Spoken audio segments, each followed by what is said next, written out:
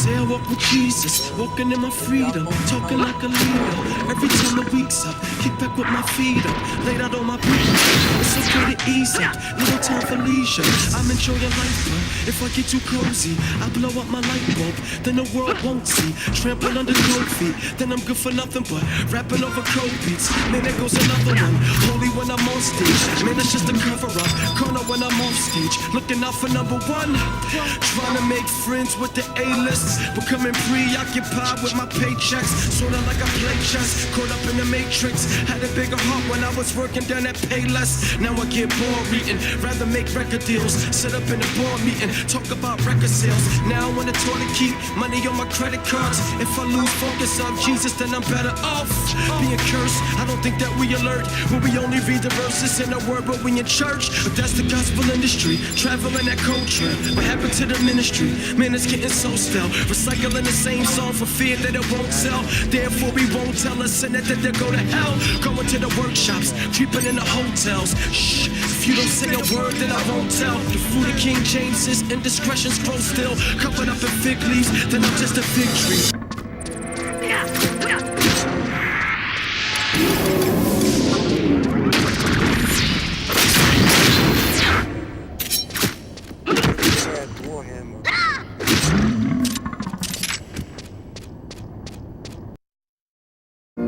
This is the resting place for confessing faith. Christians from death are raised and get a new body. Creation got renovates to its blessing.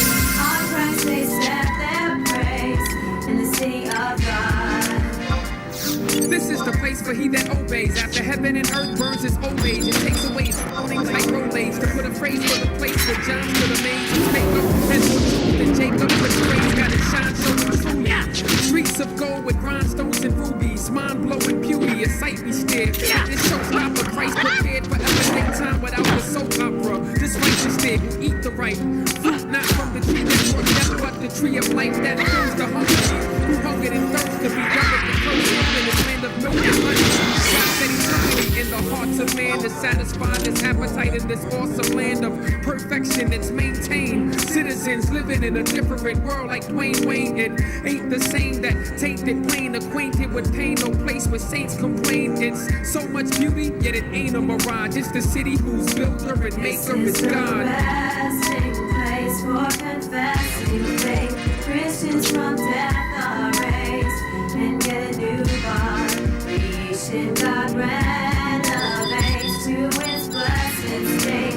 On Christ they set their praise in the city of God. All that's inside, of course, he never forfeits his courtship. It's the Lord and his bride. The church will show God's protection, presented without wrinkle like Botox injections. Through faith, that's man's dependence. We obey the command, repentance, and we're Abraham's descendants. Believed in the Lord through all the generations. Redeemed, restored, and born through renovations. Outside of doors, no walls of penetration. Called to reservations for the Lord's preparation. A great multitude in the promised land of abundant from all tribes, rich and common man. No more struggle in the infamy of entropy. We live in misery with no more suffering. All of it's new, all troubles through. Did away with evil doers like his name was George W. No metaphor, we got real peace forevermore. Got the trap of war, no threat of war. Ain't nothing better, used to walk by faith. Receiving laid up treasure, promises fulfilled in this building. Millions of former pilgrims, now children chilling in its brilliance. Civilians who taste this race. We used to see through a mirror dimly, but now we're facing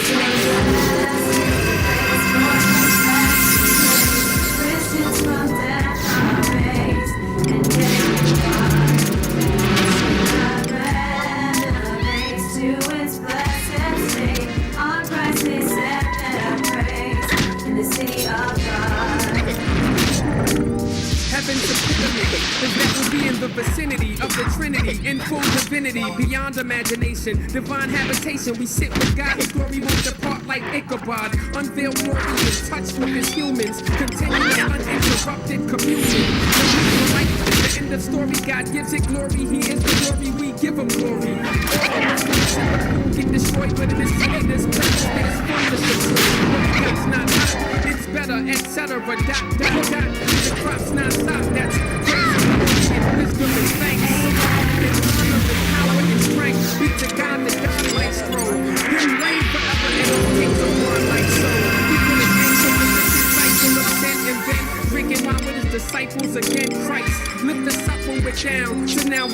and cast down incorruptible crowns. Got the Piper right there. Each of our lives is a story. And with each new person we meet, we become a part of their story and they become a part of ours. The God who created the universe has somehow woven together these billions of stories into one story, which is the greatest story ever told. Aight, check it. Let's go back in time, brethren. Divine lessons. Always keep your mind guessing. The glory of the triune gods, what I'm stressing. The origin of humankind was fine blessings were plenteous. God is amazingly generous. Crazy benefits in a state of innocence. God told a man what he could taste was limited. Not long after came my nemesis in Genesis. He scanned well. Man fell, damned to hell. The whole human race, he represented it. Fooled by the serpent. Man through his work, woman through birth. Even the earth ruled by the curses. But instead of awake, immediately God said her seed would be the one that crushed the head. It's this, whoa, what gracious gift. In Jehovah's faithfulness, he clothed in nakedness. This was so they would know their Savior's kiss. But first many growing pains exist. Suffering in the worst form of deeds. Eve's firstborn seed made his brother bleed. Indeed, things got progressively worse. Every section of the earth been affected by the curse. And when life against sin were gory, praise the Lord is not the end of the story. It's the greatest story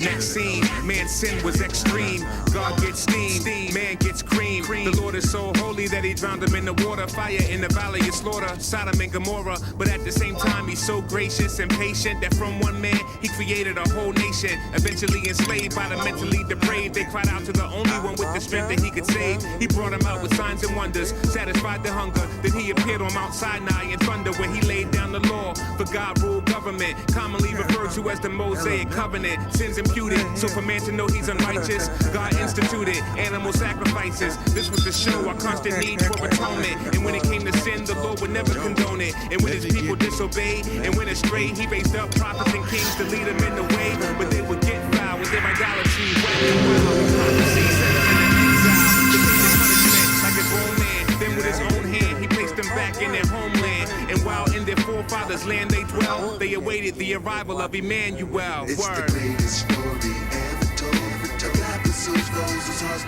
It's the greatest story ever told. The story of that big enemy story. It's the greatest story ever told. The glory of Christ is the goal.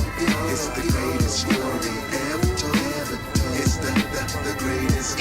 After 400 silent years filled with sighs and tears, in Bethlehem the Messiah appears. God in the flesh, second person of the Trinity. At 30 begins his earthly ministry, baffling cats with accurate, exact facts and back-to-back miraculous acts. A stumbling block to the self-righteous, but to humble his flock, said there's no one else like this. He came from heaven to awake the numb, demonstrated his power over nature, son. A foretaste of the kingdom in the age to come. But the reason he came was to pay the sum for the depths of our wickedness, our blessed magnificence. He's perfect and innocent, yet he was wrecked in his death. He predicted it. Next he was wrecked, paid a debt that was infinite. He said that he finished it, resurrected so the elect would be the recipients of his benefits. Through faith and penitence, we get to be intimate. It never diminishes. Now the Holy Spirit in dwelling is the evidence for heaven's future residents who truly represent Jesus, the author, producer, director, and star of the story that'll never ever end, ever end, ever end, ever end, ever end. It's the greatest story ever told. It's the greatest story ever told. The story of that big enemy story. The greatest story ever told. The glory of Christ is the goal. It's the greatest story ever told. It's the greatest. It's the greatest story ever told.